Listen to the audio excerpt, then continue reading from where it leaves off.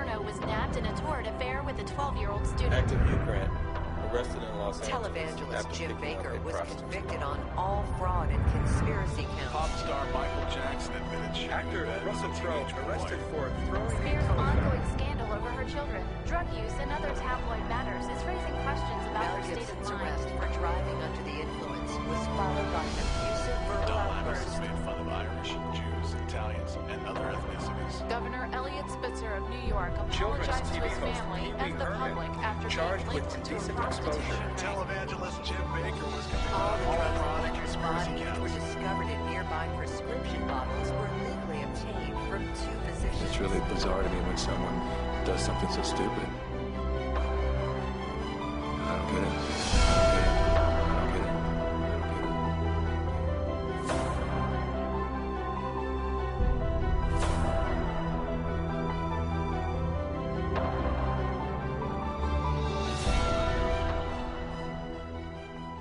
25 years ago, I woke up on a cold marble floor, and I had passed out after a night, I should say another night, of drugs. But something had shifted, and I knew that if I didn't make a dramatic change in my life, that I was going to die. And I called my mother and I said, I need to go back into treatment. And I had already been in treatment 3 or 4 times. All these other times, I left. On day 10, I started to feel great. I'm drug-free. I'm not like any of these people. I'm out of here.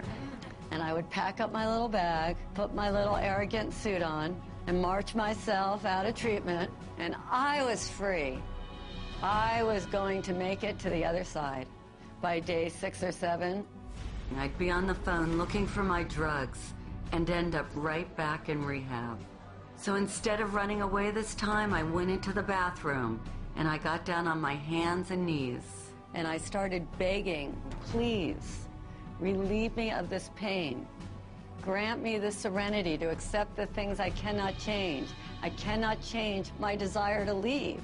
And in that moment, on that floor, something happened to me. Something that was like magic. It was mind-blowing to me. Because all of a sudden, after a few minutes, I knew I could stay one more day.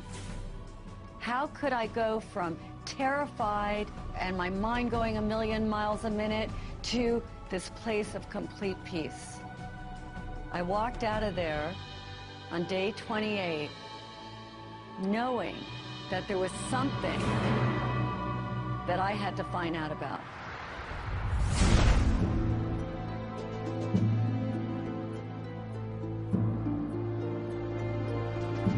The shadow is dark, it's secretive, it can be dangerous. Shadow is everything that we don't want other people to see. Things we hide, things that we lie about, not only to others but to ourselves. And they are the sort of monsters that come out of the caves in the middle of the night. It is that dark, intrinsic side of us that each and every one of us tries to hide. Because we've been told from such an early age that these are not acceptable components of who we are. To have one aspect of the soul, you have to experience the other aspect of the soul to counterbalance it. Hello, darkness, my old friend. I come to talk to you again. Chad, they were talking about the shadow. The only time you don't have a shadow is if you're standing in the darkness.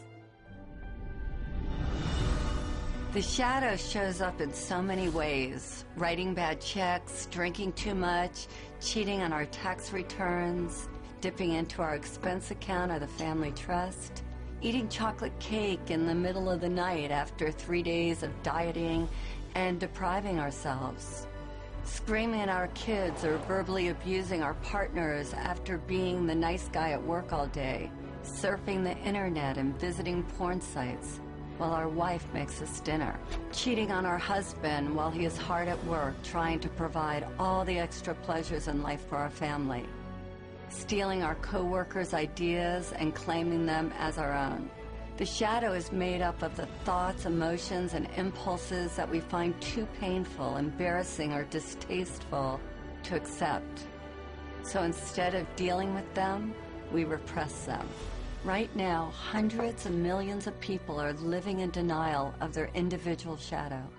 And all of us are being affected by the collective shadow in more ways than we can imagine.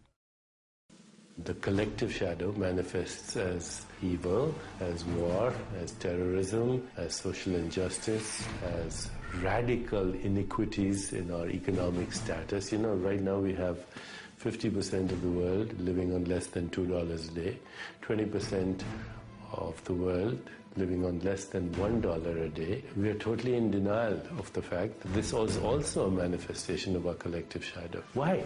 Because people in social institutions, financial institutions, political institutions, corporate institutions are in total denial of the shadow energy. They don't even understand it. Even what we call evil in the world is the manifestation of our collective shadow, turned pathological, repressed, in rage, in denial. People who express self-righteous morality are usually the ones who have the darkest, deepest shadows. The shadow of the Catholic Church, which pronounces on homosexuality as evil and calls gays sinners, while hiding pedophiles in its own clergy. These are all expressions of the shadow. The entire trajectory of human history at this point is like the Titanic. It is headed for an iceberg. It is going in a direction that is unsustainable, and it is going in a direction that is unsurvivable. If not for us, then at least for our children or our grandchildren. And from an archetypal perspective, each and every one of us is the captain. And the temptation is, it's too painful.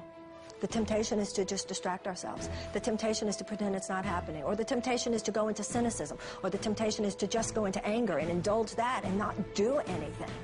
And each and every one of us are challenged at this point. Don't be the captain who just goes downstairs and goes to sleep. Everything that expands has got to contract. What goes up's got to come down. People are going to be confronted with their shadow all of a sudden. They've been living high, living wonderful. Everything's been exorbitantly exuding, and now suddenly there's going to be a contractive phase. And if you haven't met yourself, if you haven't done your self-work, if you haven't been on the inside and done some exploration and cleaned up, cleaned your house and detoxed it, you're going to be in trouble.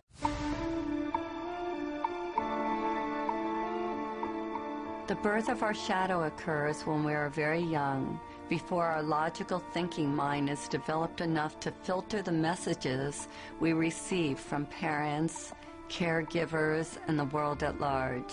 Even if we had the best appearance, we inevitably got shamed for displaying certain qualities and received the message that something about us was not okay, that something was wrong with us, or that we were bad. You greedy little toot, how are you going to eat all those before dinner? These messages get ingrained in our subconscious like a computer virus, altering our perception of ourselves and wounding our healthy sense of ego. When we suppress any of these qualities, we are living in denial of all of who we are. And of course, it's different based upon our environment. If you're raised in a family of blue-collar workers, and you declare that you want to play the piano or you want to become an artist, that artistic quality will be negatively received, and you may end up having to suppress that. On the other hand, if you're raised in a family of artists and intellectuals and you declare that you want to start working on construction or you want to be really athletic, that may also be perceived of as negative.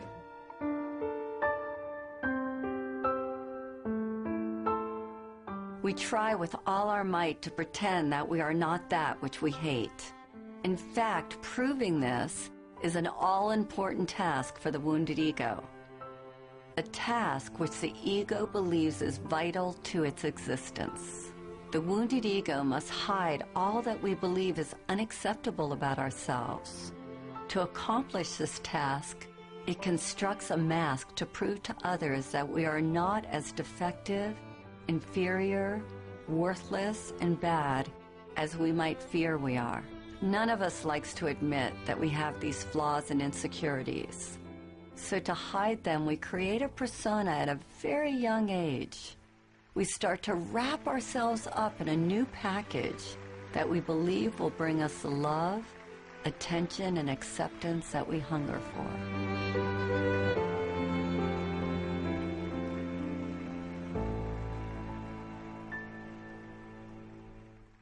We create personas so that we can belong.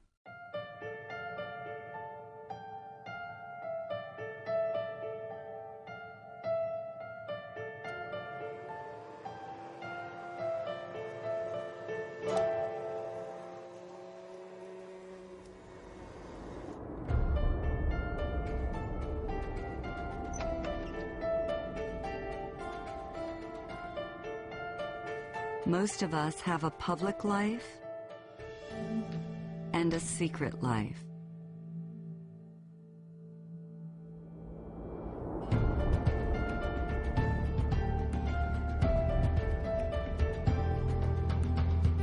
We work hard to feel good about ourselves, and a moment later, we do something to sabotage those good feelings.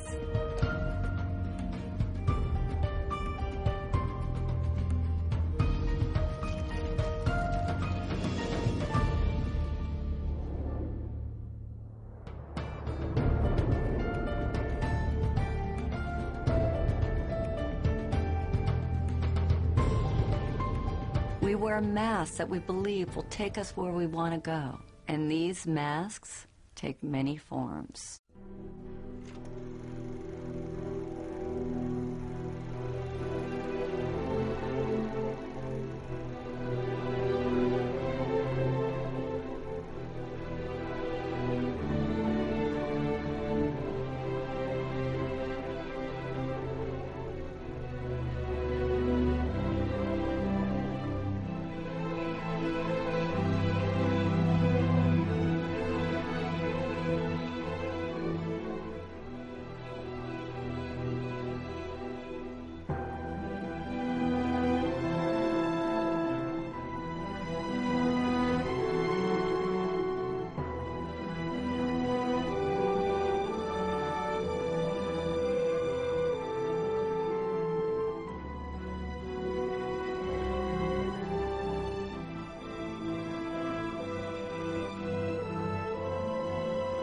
Which one do you wear?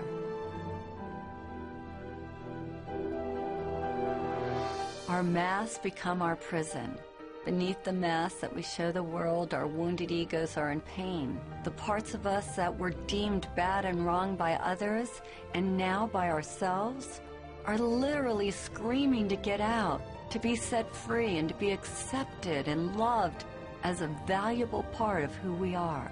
When we deny ourselves a safe outlet to express our dark side, it builds up and becomes a powerful force that is capable of destroying our lives as well as the lives of others. This is what I call the beach ball effect. So everything that we reject, we have to keep beneath our consciousness.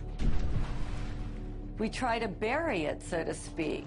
You know how much energy it takes to put a beach ball underwater? You take your selfish self, you take your angry self, you take your too good self, your not good enough self. You take all of it, and it's like you have 40 beach balls you're trying to manage. And then what happens when you're holding that beach ball underwater? When you're young, you got lots of energy, so you can manage a lot of beach balls. But then, when you're not in the midst of possibility, when your defenses are down, when you have your attention on some big prize you're going to win, all of a sudden, boom, somebody does something, what happens to the beach ball? Pops up and hits you in the face. What's road rage? Is it anything more than that beach ball coming up? We see it in the media all the time. A filmmaker is making deep Christian films, all of a sudden gets drunk, shouts anti-Semitic comments in a drunken rage, right? A radio star makes his living like being a great communicator. All of a sudden makes a comment, a racial slur. So all of these beach balls that you are trying to manage, are you successful at it? No. It's all but not anymore. When you don't deal with the shadow, that part comes out and it'll creep up. It'll creep up in workplaces, it can creep up in relationships. The more we try to suppress those societally determined, undesirable qualities, the more they find interesting and often mischievous ways to express themselves. And it would be like locking somebody in the basement who wants to get out. So they do things down there to get our attention until we recognize them and let them out. Because those aspects of ourselves that we don't like exit through a kind of detox process. It's got to come out in order to be released. One of my beach balls happened in front of a room full of people. So I'm out of treatment, 5 years. I've been floating around, trying to become the most perfect person. How could I have people want to be my friend? How could I be a little more spiritual? I was on the quest, and I thought I was doing a really beautiful job. And I went to another workshop. We had to get up in front of the room and say what we were committed to in the world. And I thought I was just being wonderful, and everybody was looking at me like you're all looking at me. And from the back of the room, this woman screams out, "You're a bitch!" And I thought, well, I know that. How does she know? And I was horrified. I was so humiliated. It was the one word that I didn't want to be called. And she said to me, "Tell me something good about being a bitch." And I said, "There's nothing good." She goes, "Well, you're a bitch. There's got to be something good about being a bitch."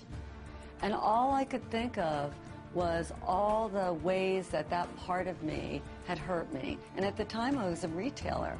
And she said, "Do you ever get damaged merchandise delivered to your store?" And I said, "All the time." She said, "Is there ever a time where they don't want to take back the damaged goods?" And I said, "Yes." And she said, "Well, do you ever have to get a little forceful or a little bitchy?" And I said, "Oh my God, yes." And I was remodeling a house at the time. She said, "When you're a couple of weeks late and $20,000 over budget, does it help to be a little bitchy? Would it help you?" And all of a sudden, I realized that when I finally said to the contractor, "You need to finish my house," he finished my house. And this light went on inside of me, that this part of me that I had shamed, that I had hated so much, actually came bearing gifts. She said, "Either you're going to use it or it's going to use you." And that was a life-changing moment for me. When we fully understand the human soul, we find that it's a place of ambiguity, of contradiction, of paradox. All experience is a result of contrast, light and shadow, pleasure and pain, up and down, backwards and forwards. In order to have manifestation, you need opposing energies. You need your enemies to be who you are. The human soul is simultaneously divine and diabolical, sacred and profane, sinner and saint. Eastern wisdom traditions, we have a saying, the sinner and saint are merely exchanging notes. So once you understand that, then first thing you realize is to have a shadow is normal. If you had only truth, goodness, harmony on your side and the complete absence of the other, there would be no creative impulse. Let's say you had only the evolutionary creative impulse in the universe, then the universe would rapidly burn itself into the heat death of absolute zero. If on the other hand you had only the impulse of inertia or destruction or entropy, then the universe would rapidly collapse into a big black hole before you could say Deepak Chopra. We are the microcosm of the macrocosm. This means that every quality that we can see in another exists within us. We possess every human characteristic and emotion, whether active or dormant, whether conscious or unconscious. There is nothing we can see or conceive of that we are not. We are everything, that which we consider good and that which we consider bad. How could we know courage if we have never known fear? How could we know happiness if we never knew sadness? How could we know the light if we didn't know dark? All of life is based on the coexistence of these pairs of opposites. Our shadow is forever hiding from itself. Rather than confront our own darkness, we project these unwanted qualities onto others. When we are projecting our shadow selves, it sounds like this. "She's so self-centered. He's so full of himself. These people are idiots. What a loser." Afraid of our own unworthiness and simultaneously afraid of our own greatness, we unconsciously transfer these qualities onto another rather than owning them ourselves. Those we project on own pieces of our unclaimed darkness as well as pieces of our unclaimed light. Until we take back all that we have projected away, what we can't be with won't let us be.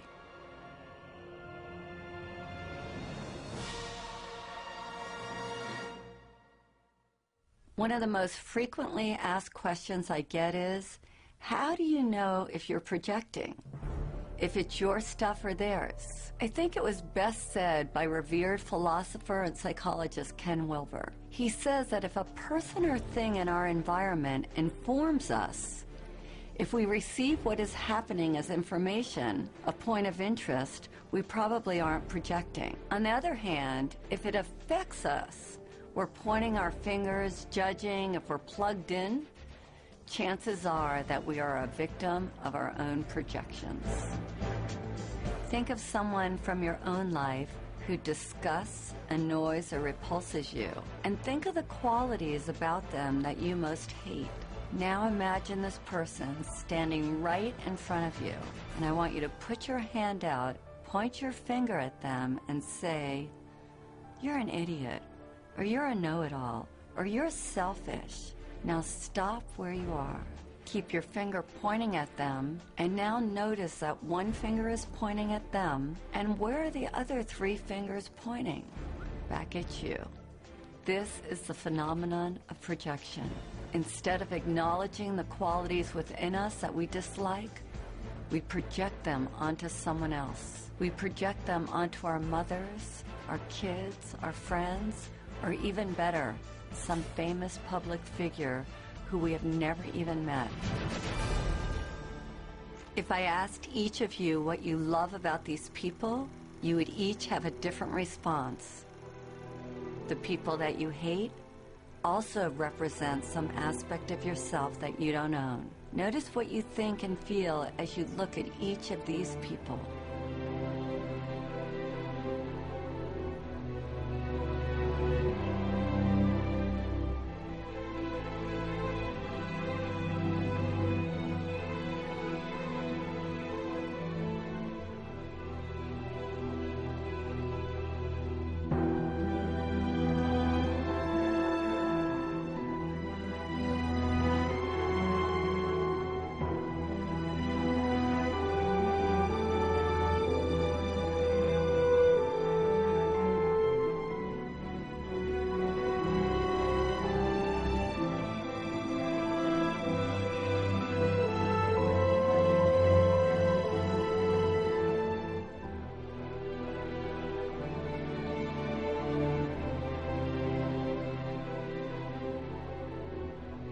Whatever we judge or condemn in another is ultimately a disowned or rejected part of ourselves. I was watching the events of 9/11 on TV with a friend of mine, and after that we were driving down the street. I turned to my friend and I said, "You know, from now on, the Arabs are going to be the new blacks. They're going to get the brunt of a lot of projections that blacks have carried in this culture for a long time." Now, a lot of times, blacks react. We react to those projections, and we project back. And that creates a vicious cycle. And the ego consciousness just responds the way it should, really, because it's designed to respond as a survival mechanism. That's what the ego is all about, to help us survive. But it's mechanical, it's reactive. When an aggressive, negative energy is directed at us, the ego immediately wants to defend and react. Of course, when you react to a projection, you become that projection. And I didn't want to become an angry black man. That doesn't mean that I don't get angry. I certainly can and do get angry, but I express it and let it go. There's an old Sufi story about a philosopher who made an appointment to debate with a Sufi wisdom teacher named Nasruddin. When the philosopher arrived at his appointment, he found Nasruddin away from his home. Infuriated, the philosopher picked up a piece of chalk and wrote "stupid oaf" on Nasrudin's gate. When Nasrudin got home and saw this, he rushed right over to the philosopher's house. "I had forgotten that you were to call, and I'm sorry I missed our appointment," he said. "But I remembered it the minute I saw that you had written your name on my gate." The great Swiss psychologist Carl Jung, who coined the word shadow and shadow work, said, "That is the shadow, the person we'd rather not be." Rush Limbaugh hated drug addicts, and then it was revealed that he was one himself. Reverend Ted Haggard railed against homosexuals and was later caught in a drug and male prostitute scandal. A powerful example of projection at play is that of the ex-governor of New York, Eliot Spitzer. As a public official, Spitzer worked tirelessly to rid the streets of prostitution rings. Ultimately, he wound up getting busted for having a relationship with a call girl, which ruined his reputation and his political future. If we look at this through the eyes of the shadow, I would suggest that sometime long ago, probably as a young man, he had the impulse to sleep with a hooker. Since this wasn't politically or socially acceptable, he buried this impulse deep inside, only to be brought down by this very unconscious urge. It's fascinating to see that he tried to destroy the temptation in the outer world because unconsciously he knew that the real danger lurked in his inner world. This is why we want to deal with the shadow.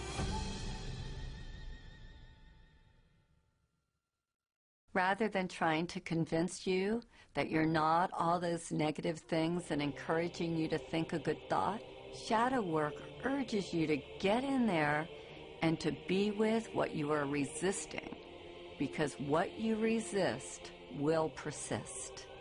If you don't deal with your shadow, it will deal with you.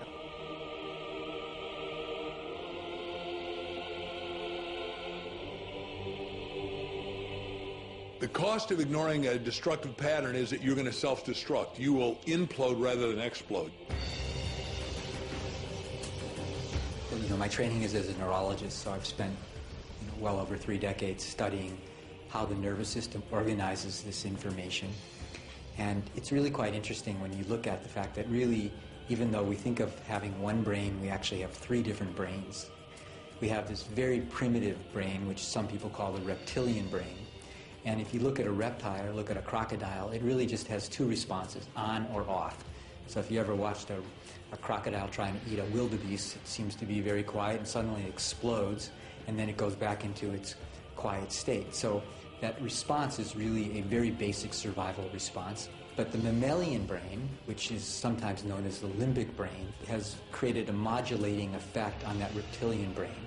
So the limbic system has brought into this very primitive on-off response gradations, meaning you can be a little bit on, significantly on, really on. But then on top of that mammalian brain, really just for the last couple 100,000 years, we've evolved this human brain, which is called the neocortex, neo meaning new cortex, new covering of the brain.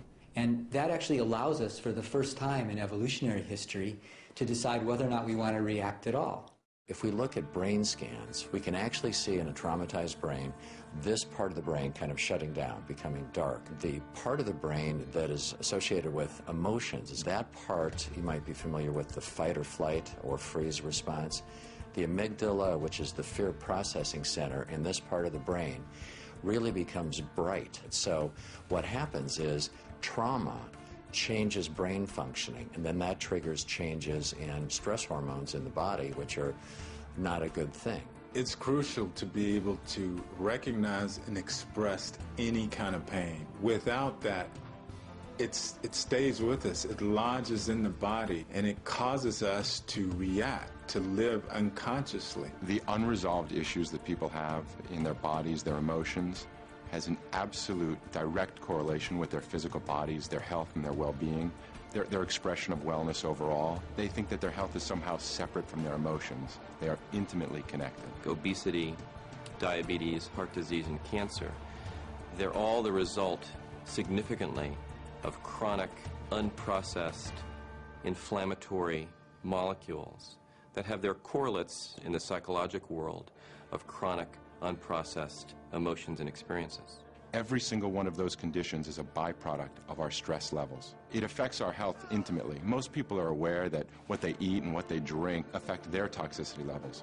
What they don't realize is that what they think and the emotions that they've built up over years are really the most toxic. The ways that people have dealt with this traditionally and historically are inadequate. My patients are in overwhelm.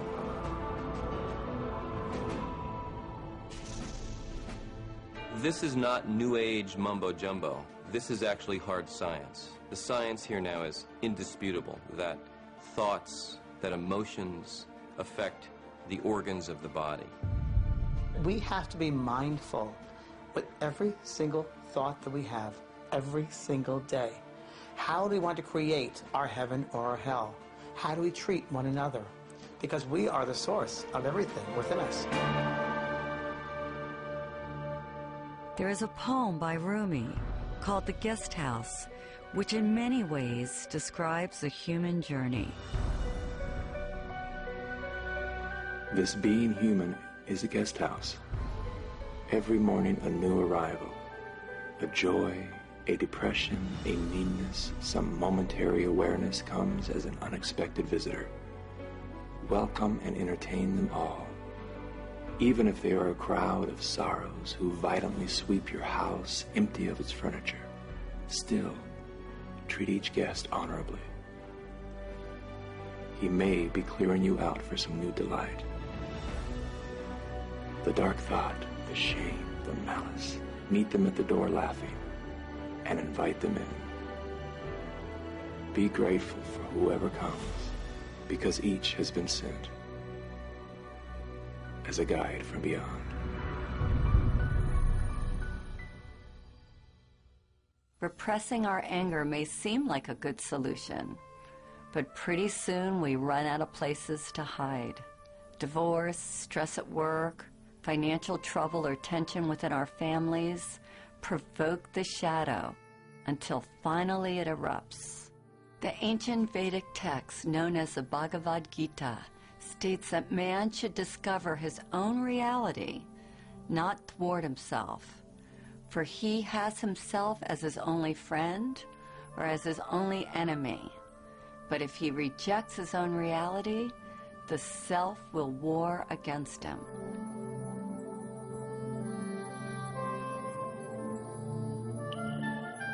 It's easy to love yourself when you wake up feeling strong and worthy and you have enough money in the bank and you feel great.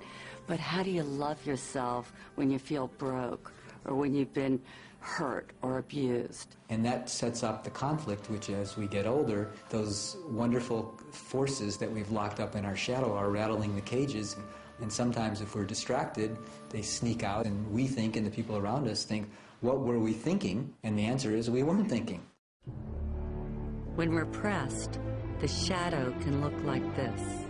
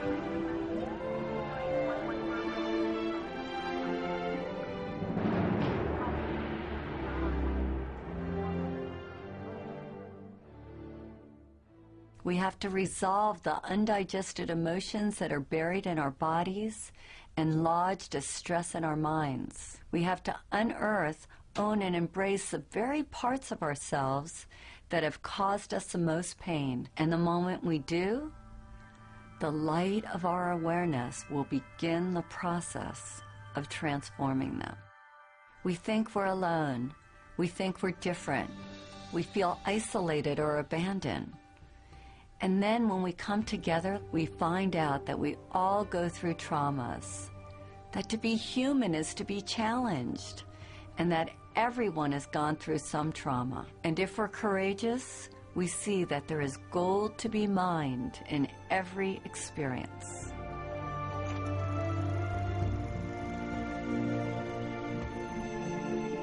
It's very interesting because I don't remember a single day where my mother was not drunk, you know, and I had to live through this. And I didn't understand it. Very, very confused by it all. Why is this happening? Why is this happening? Who are you? Because as she would drink and as she became into that space, I knew I didn't know her. And I just wished she was dead. I said, I wish you were dead. Wish you were dead. I want the pain out of my life, Because you don't belong here. Whoever you are, this intoxicated person, and as a child looking at this, because my father wasn't there either, I had to figure this out. But all I did was wish she was dead, right? Well, not until 30, 40 years later, after she had passed over, she was many, many years after that, and after getting involved in this work, I realized that that was indeed one of the most incredible blessings of my life. I learned from that situation about compassion, and I learned about forgiveness. And that's a pretty big one to have to learn about forgiveness. You know, we see these things as horrific experiences, terrible experiences, dark experiences, when in truth, they're really enlightened experiences because they help us to be who we are. They help us to be compassionate. They help us to be forgiving. They help us to look at someone very, very differently. What doesn't kill us makes us stronger.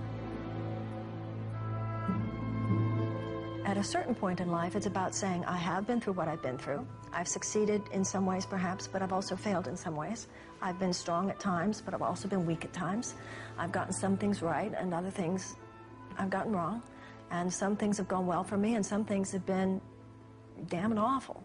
The issue is, what am I going to do with all of that? You know, two people can go through the exact same situation on an external level, but internally, they do two completely different things with it. That's why we read incredible stories about people who went through the Holocaust or people who were victims of genocide, and yet they survived. And yet they go on to live extraordinary lives. And then you meet other people who went through a fraction of that in terms of an internal trauma, but they stay stuck in it forever. We begin to ask ourselves, what am I getting from staying stuck there?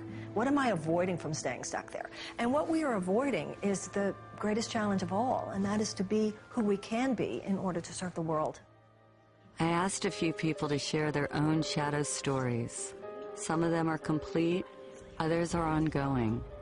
All of them are portraits of a fearless commitment to transformation. Sui is like that beautiful combination of a miracle. That part of her that she deems so worthless and unlovable actually comes bearing the greatest gifts and makes her the shining light that she is today. The pain that I've been carrying throughout my life was the pain of believing that I was abandoned by my parents because I wasn't pure enough. I'm actually mixed in terms of, half Japanese, half Chinese. I was considered mixed and impure enough to be raised in Japan. My parents live in Japan and they left me with my grandparents in Malaysia. I just felt so abandoned and rejected. My father ended up getting a divorce from my mother. He remarried another Japanese woman, but nobody ever told me that when my father came back with his wife, that she's not my mother. I felt the immediate rejection, that they didn't want me in their lives, and that they would rather have, 2 dogs than have me with them. Because I have always discarded my Japanese identity in favor of my Malaysian Chinese identity. I felt like the country has betrayed me, and I used that pain to really put it into my work.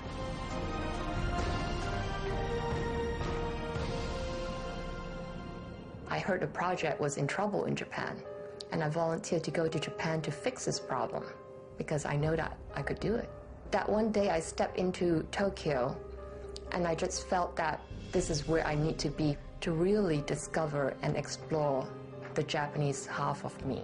In less than 3 years, I created a business from $40 million to over $200 million in a country dominated by men. You know, never heard of a half Japanese, half Chinese woman being a business leader in a big US telecom world. So I couldn't be the leader I am today without going through the emotions and the pain that I went through my whole life. If we look deeper, we will see that we all have a divine recipe.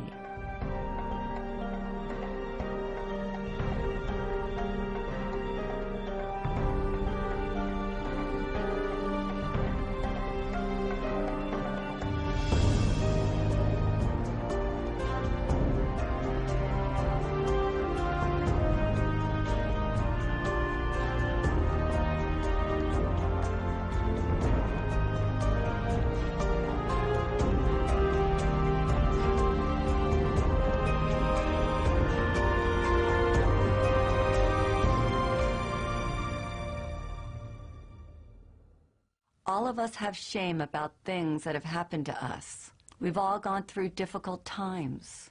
We address these issues so we can quiet our minds, heal our bodies, and get closer to our heart's desires. Hector had to let go of his macho persona to make peace with the one that he loved the most, which was his father. My father was your traditional Mexican man in the sense of working hard, wanting to get ahead, wanting to provide for his family. And as a young boy, I was looking for his love. I wanted his attention. The challenge was trying to figure out what was wrong with me, because obviously something's wrong with me. If, number one, he's not giving me the attention I want as a little boy, not giving me the love, yelling at me, you know, being verbally abusive, obviously I did something wrong, there's something wrong with me. So I carried that story from that point on for a long time. And I realized he probably wasn't going to do it the way I wanted. He probably wasn't going to tell me what I wanted when I was a little boy. Mi hijo te quiero, te adoro, I love you, son. I did some personal growth work. I went inside, looked at the shame, the guilt, the pain. I went through that, I healed that. And I was able to have that forgiveness with my dad and let that go. I wasn't going to tell him I love you for him. I was going to tell him I love you for me. My dad passed on. And I'm really grateful that I listened to that inner voice that said, you know, go ahead and tell your dad that you love him. Do it for yourself. Dr. Edie Eger is one of the most beautiful divine women on the planet today. And she survived the worst circumstances, something that most of us can't even ever imagine. May 22nd, 1944, when I arrived in Auschwitz, there was chaos. My father was separated from us and my sister and I facing Dr. Mengele. I didn't know who he was until later. And he pointed to my mom to go to the left and my sister and I to the right. I asked the inmate, when will I see my mother? And she pointed at the chimney and fire was coming out of the chimney. And she said, you better talk about your mother in past tense, she's burning there. My sister and I hugged each other and said, the spirit never dies, the spirit never dies. I remember that so vividly, even today. In Auschwitz, we didn't know when we took a shower whether water is going to come out or gas. And then there were others who ran into the barbed wires, they got electrocuted. And that night, Dr. Mengele came to the barracks and wanted to be entertained. And my friends who knew that I was a very talented gymnast, and so they volunteered me and I ended up dancing for Dr. Mengele. I closed my eyes and the music was Tchaikovsky, and I was dancing in Budapest, the Romeo and Juliet. I completely dissociated, and we had choices. I chose to look at the guards, but they were more in prison than I was. I remember they took my blood about twice a week, and I asked, why are you taking my blood? And the man said, I'm taking your blood to aid the German soldiers so we can win the war. I said to myself, I was a pacifist, I was a ballerina, I bet with my blood you're never gonna win the war. So I created a part in me that I was able to still be in charge of, and not allowing anything what happened externally to murder my spirit. I remember I said, if I survive today, then tomorrow I'll be free.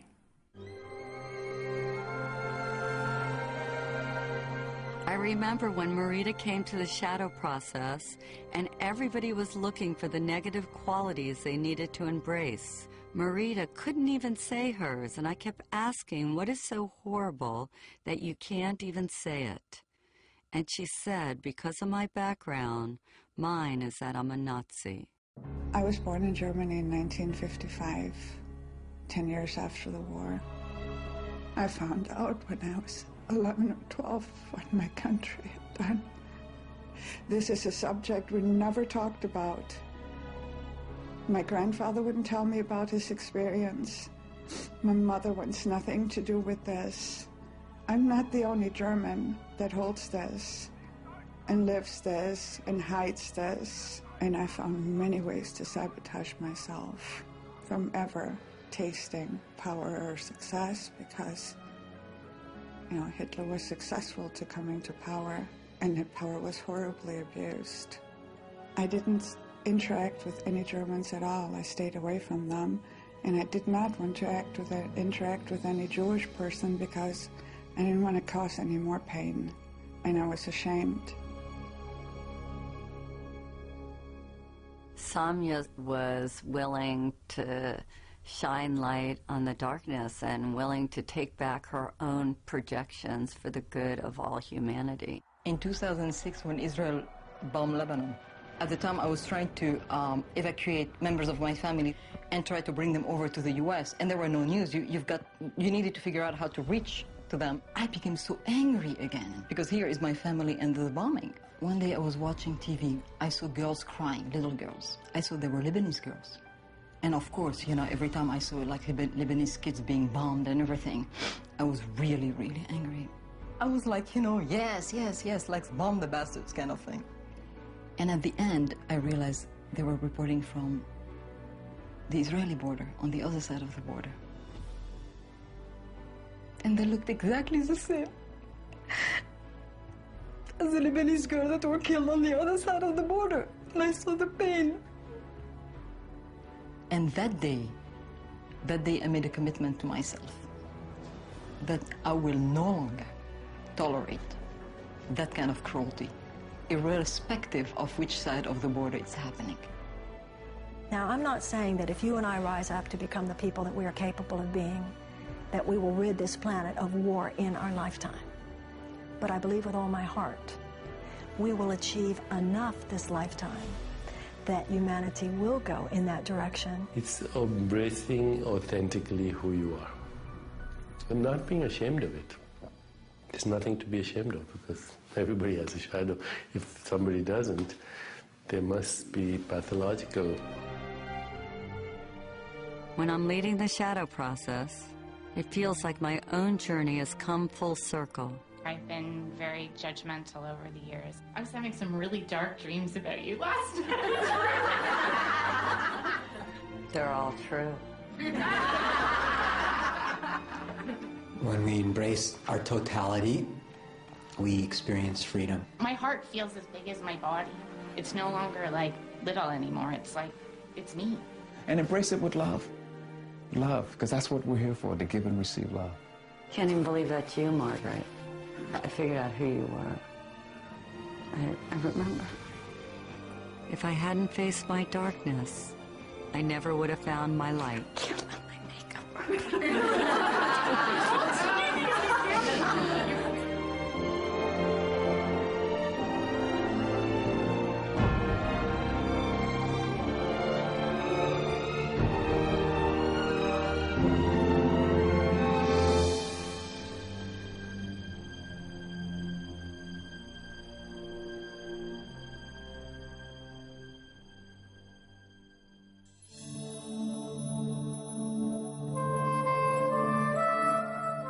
Our deepest fear is not that we're inadequate. Our deepest fear is that we are powerful beyond measure. It's our light, not our darkness, that most frightens us. We ask ourselves, who am I to be brilliant, gorgeous, talented, and fabulous? But actually, who are you not to be? You are a child of God. Your playing small doesn't serve the world. There's nothing enlightened about shrinking so that other people won't feel insecure around you. We are all meant to shine, as children do. We were born to make manifest the glory of God that is within us. It's not just in some of us, it's in everyone. And as we let our own light shine, we unconsciously give other people permission to do the same. As we are liberated from our own fear, our presence automatically liberates others.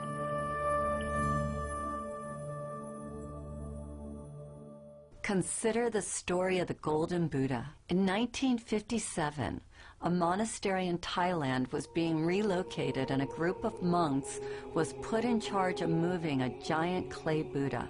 In the midst of the move, one of the monks noticed a crack in the Buddha. Concerned about damaging the idol, the monks decided to wait a day before continuing with their task. Later on, one of the monks came to check on the giant statue.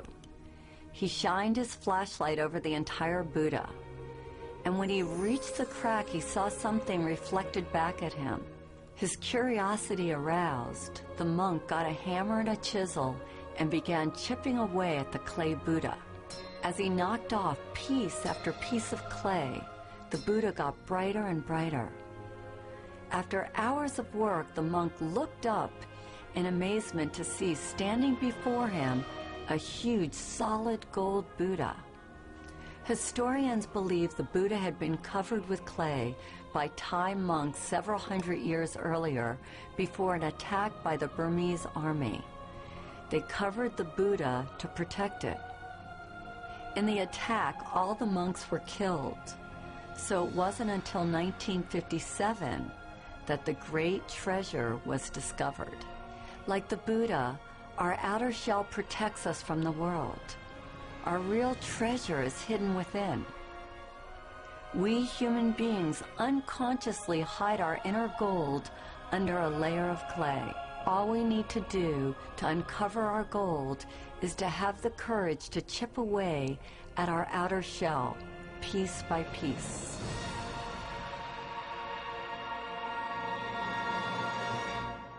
You can't fight darkness with darkness, but you can switch on the light. All of the work we do on the shadow is to get us to this point where we can forgive. To do forgiveness, we put blindfolds on to make it safe for people to share their deepest secrets.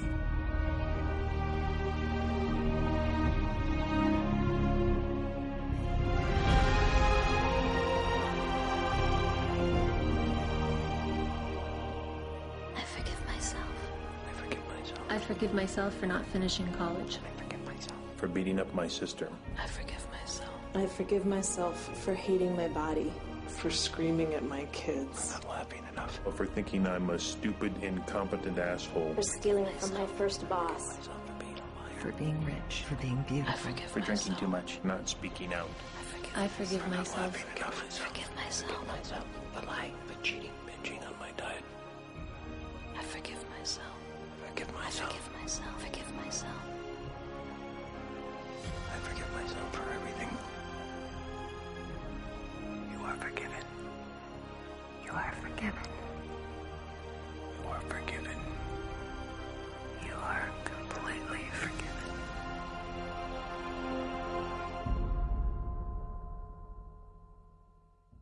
think a lot of people are very afraid of their shadow. They don't even want to consider that they have one.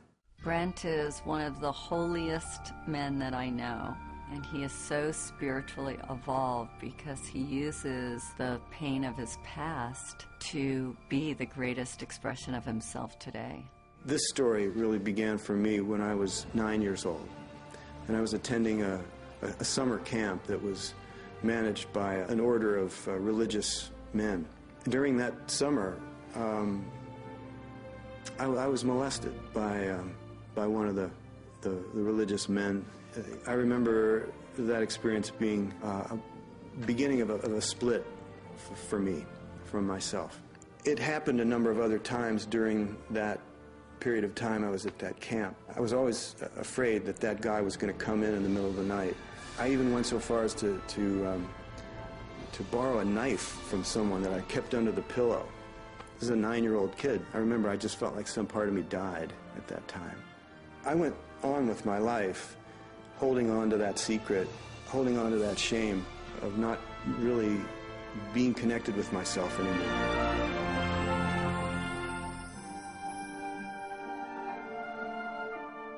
The difference between forgiving and condoning. Forgiving is seeing the true heart of another person.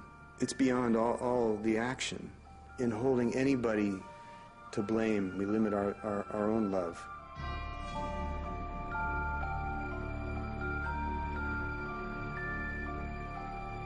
People need to know that they can get help, that they don't have to carry their shame alone, that they don't have to live in a secret, and that there are people that are holding the light for them, that are willing to see them as they are, through the shadow. It's the only way to see yourself, is to look at the light and the darkness, and to embrace it.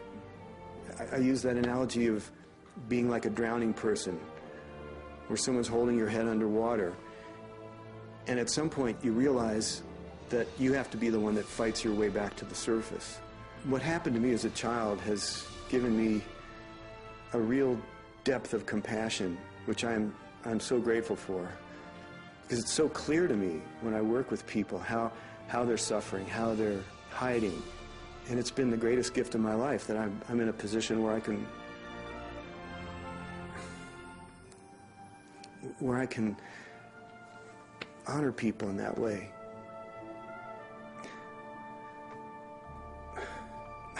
I'm just so grateful to be able to connect with people on that most vulnerable level, that deepest level of the soul. I regained my faith because I asked for it. Forgiveness doesn't happen in your head until it happens in your heart. My mom was walking downtown Beirut with the young Israelis, and she turns to my dad, and her mother had been killed by the Israelis. She goes, "Mustafa, these are young soldiers, don't they have a mother?"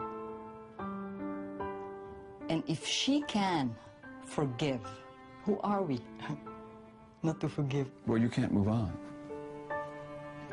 if you don't forgive. The train stops if you don't forgive.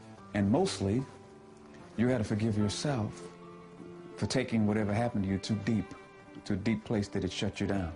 The universe will deal with that person's karma. You don't have to worry that if you, quote unquote, forgive them, that they're going to somehow live an undeserved, wonderful life. Each and every one of us needs to work full-time on self-forgiveness. Our motivation to forgive is increased when we understand why it's so important.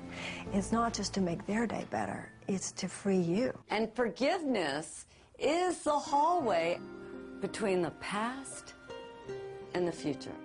The future expression of who we are as a planet, as our country in America, depends on the people that grow up, that become the next presidents, that become the next politicians, economists. We want to make a difference. We want to somehow get it right, to feel like we did, or at least we tried to do what we came here to do. That is the gold that is being mined today. But that's because the world is growing. We are entering a new age. That's what's going on. That's why we're talking about this. You are a force of love.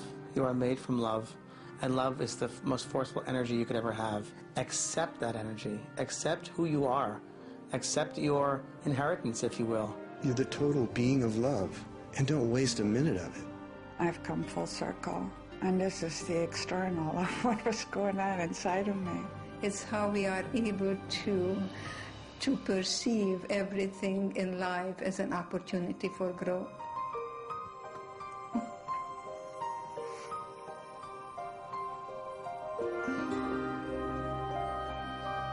I got married, I have 3 children and 5 grandchildren and 1 great-grandson, and that's the best revenge to Hitler. Yes.